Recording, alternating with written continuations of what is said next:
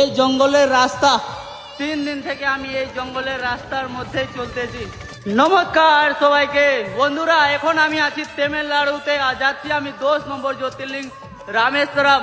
এই জঙ্গলের রাস্তা 3 দিন থেকে আমি এই জঙ্গলের রাস্তার মধ্যেই চলতেছি, আর জঙ্গল শেষ হয় না।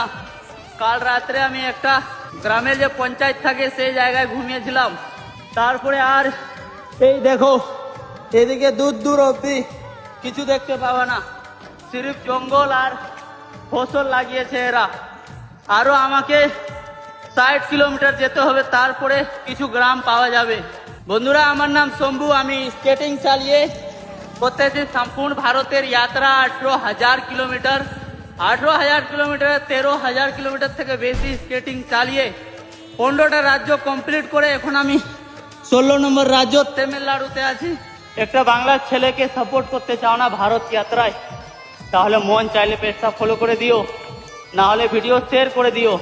তোমরা ভিডিও শেয়ার করতেছো, তাহলে পশ্চিম বাংলার দাদা ভাইগুলো এদিকে কাজ করে থাকলে আমার কোথাও থাকার ব্যবস্থা হয়ে যাবে।